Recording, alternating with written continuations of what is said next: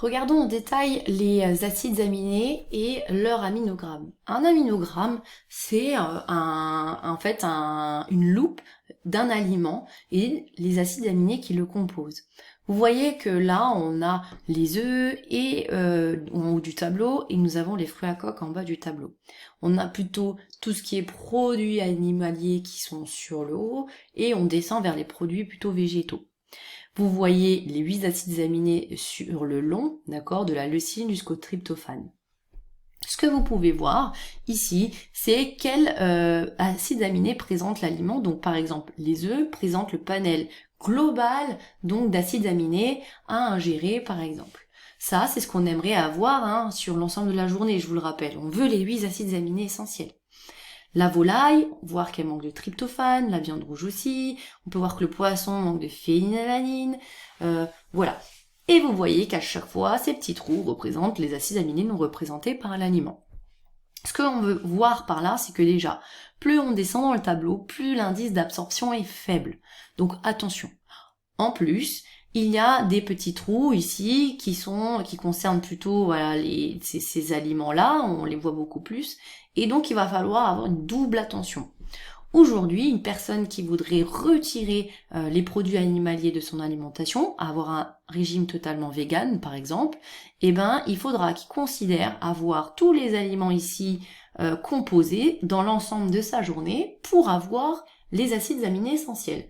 Ce n'est pas impossible, c'est juste quelque chose à prendre en compte et du coup à analyser pour justement pas créer de carence sur le long terme. Et vous avez aussi une deuxième chose à considérer si vous allez vers ce type de régime, c'est que l'indice d'absorption étant plus faible, il faut que j'augmente les quantités. Et donc, il faut aussi comprendre que souvent ces aliments ont un double rôle, par exemple les légumineuses sont riches en glucides. Les oléagineux sont riches en lipides, en gras, on le verra tout à l'heure. Et donc, dans l'ensemble de nos apports, c'est quelque chose que l'on devra considérer. Maintenant, si on va sur quelque chose beaucoup plus détaillé maintenant, et l'effet de ces acides aminés. Ici, vous voyez représenter les 8 acides aminés et leurs fonctions. Et là, c'est très important parce qu'on va voir vraiment que les protéines, les acides aminés dépassent un petit peu ce concept je mange pour avoir des gros muscles, comme je vous disais tout à l'heure. La phénylalanine que vous voyez ici, c'est un précurseur de la tyrosine. Je vous l'ai évoqué tout à l'heure. Vous savez, cette fameuse acide aminé non essentiel. Donc ça veut dire qu'elle permet de fabriquer la tyrosine. Et la tyrosine permet de fabriquer de la dopamine. La dopamine, c'est un neurotransmetteur qui vous apporte du plaisir, la libido, la mémoire, de la motivation, de la concentration. C'est aussi le précurseur de la noradrénaline. Et du coup, on en a besoin pour avoir un petit boost, un starter de journée. Si vous avez assez de vitamine C et du cuivre, vous pourrez en plus fabriquer, comme je vous le disais tout à l'heure, de la T4, cette hormone thyroïdienne, d'accord, qui a besoin de tyrosine avec de l'iode, et dans ce cas-là, on peut avoir un bon métabolisme. Si nous n'avons pas assez de tyrosine, pas assez de fabrication du coup de cette hormone thyroïdienne, métabolisme en berne. Ça arrive souvent chez les personnes qui sont plutôt véganes, d'accord, et qui ne font pas attention à leur régime. Ici, vous avez le tryptophane. Je vous en parlais aussi tout à l'heure, vous avez vu tryptophane qu'on voyait ici dans l'œuf, poisson, fromage, les céréales et les fruits à coque. Et donc du coup, lui, il est précurseur de la sérotonine. C'est celui qui est responsable du bien-être, c'est un neurotransmetteur, qui, si vous en manquez, provoque de la dépression, des compulsions, souvent des envies de manger de sucre et d'irritabilité. Ça, on le voit beaucoup, et souvent il y a des personnes qui me disent « Ouais, j'ai envie de manger du sucre le soir », sachez qu'en fait, c'est pas parce que vous êtes vraiment addict, c'est souvent parce que vous manquez de cet acide aminé, le tryptophane.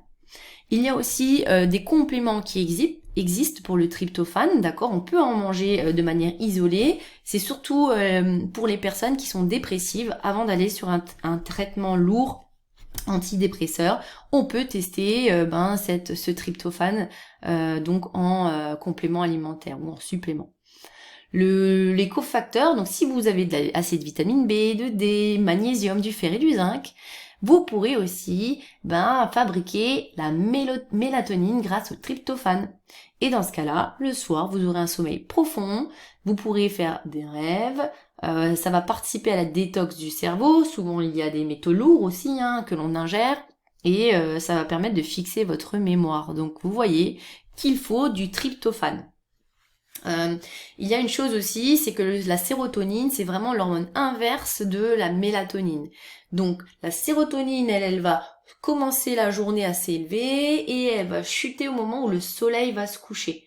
Et c'est la mélatonine, si vous avez assez des vitamines, etc., magnésium dont je vous parlais, fer et zinc, vitamine D, elle prendra le relais au moment où la nuit se couche où la nuit commence plutôt, et du coup, vous verrez que vous aurez un meilleur sommeil.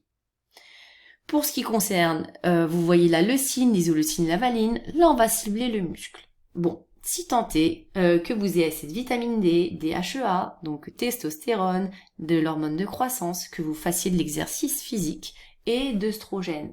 Donc souvent, quand on parle de DHEA, testostérone, etc., œstrogène, on va parler de gras. Et ça, on y viendra tout à l'heure, parce que le gras, ça vous permet de créer ce type d'hormones. Mais donc, il faut aussi ces types d'acides aminés pour aller avoir un effet complet de fabrication du muscle.